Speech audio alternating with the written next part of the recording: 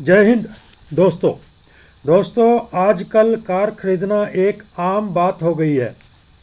यह सुविधा की एक ऐसी वस्तु है जो हर आदमी प्राप्त करना चाहता है। डिफेंस पर्सन्स के पास एक और ख़ास सुविधा है जिसके तहत वह सीएसडी से कार खरीद सकते हैं। इसमें कार सस्ते में मिल जाती है। अब तक ओआर को 6 लाख और जेसीओ को 7 लाख वाली कार खरीदने का ही एंटाइटलमेंट था। 6 से 7 लाख के से कई डिफेंस पेंशनर्स खुश नहीं थे, क्योंकि 6 से 7 लाख में कोई बढ़िया कार नहीं खरीदी जा सकती। सीएसडी का एक लेटर जो कि 30 नवंबर 2022 को जारी किया गया है, उसमें ओआर 13 लाख और जेसीओ 15 लाख तक की कार खरीद सकते हैं। आइए पहले देखते हैं कि ओआर और जेसीओ का सामान्य एंटाइटलमेंट क्या है और किस रूल के तहत ओआर 13 लाख और जेसीओ 15 लाख की कार खरीद सकते हैं। तो यह policy letter integrated headquarter ministry of defence, quarter master general branch, service central canteen service directorate, R K Puram, Nai Delhi की तरफ से 30 नवंबर 2022 को इशू किया गया। सब्जेक्ट है review of entitlement of 4 wheeler through CSD. तो जो सीएसडी के थ्रू 4 व्हीलर्स डिफेंस पर्सनल लेते हैं उसके एंटाइटलमेंट के बारे में रिव्यू। ये पॉलिसी लागू होगी 1 जनवरी 2023 यानी कि अगले साल।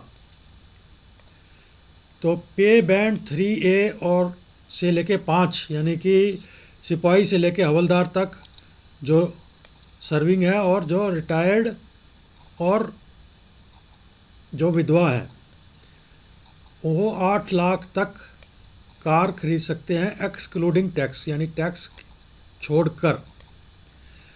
और इसका और भी कंडीशन है, पहली कार जो है सर्विस में और दूसरी कार रिटायरमेंट के बाद। तो जो पहली कार उन्होंने खरीदी थी वो जब उनकी सर्विस 5 साल की हो गई तभी वो खरीद सकते हैं, और 2 कारों के बीच में 8 साल का गैप होना चाहिए। अब जो अगर विधवा हैं उनके जो लेट हस्बैंड थे, उन्होंने अगर एक कार नौकरी में खरीद ली और एक रिटायरमेंट के बाद, तो उनको कोई भी कार के वो हकदार नहीं होंगी। अगर उनके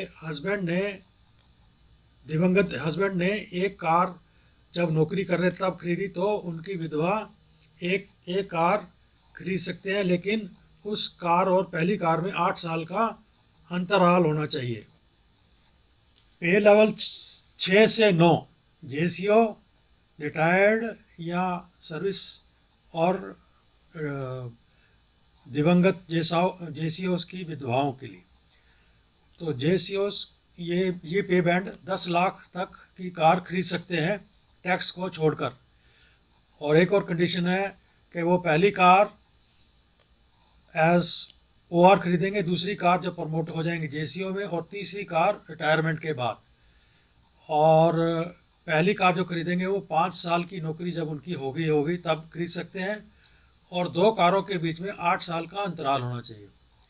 तो दिवंगत जेसीओ की विधवाओं के लिए अगर उनके हस्बैंड ने एक कार सर्विस में खरीद ली और एक रिटायरमेंट पे, तो उनकी विधवा को कोई भी कार खरीदने का हक नहीं होगा। अगर उनके हस्बैंड ने एक कार खरीदी जो कि सिर्फ सर्विस में खरीदी थी, तो उनकी विधवा एक और कार खरीद सकती है, लेकिन उस कार के 8 साल बाद जो उनके हस्बैंड ने नौकरी में खरीदी थी। अब इसमें एक स्पेशल क्लॉज है।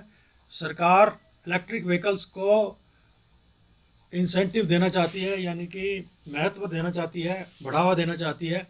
तो अगर आप इलेक्ट्रिक व्हीकल खरीदते हैं तो जो लिमिट ऊपर दी है उसके ऊपर 5 लाख की लिमिट उसके ऊपर की दी गई है। तो मैं आगे समझाता हूँ आपको। तो अगर ओआर इलेक्ट्रिक व्हीकल खरीदना चाहते हैं, यानी कि इलेक्ट्रिक व्हीकल उसको कहते हैं जो बैटरी से चलती है, तो वो 13 लाख तक की कार खरीद सकते हैं। 8 लाख जमा 5 लाख, 13 लाख की कार वो खरीद सकते हैं। अगर जेसीओ खरीदना चाहते हैं तो 10 लाख जमा 5 लाख यानी कि 15 लाख की कार इलेक्ट्रिक व्हीकल खरीद सकते हैं। तो OR 13 लाख और JCO 15 लाख की कार CSD के थ्रू इलेक्ट्रिक व्हीकल खरीद सकते हैं। तो इसके साथ ही इस वीडियो का करते हैं अंत। अगर आप इस चैनल को प्रोत्साहित करना चाहते हैं तो सब्सक्राइब कर लीजिए। मिलते हैं अगले वीडियो के साथ, तब तक के लिए जय हिंद।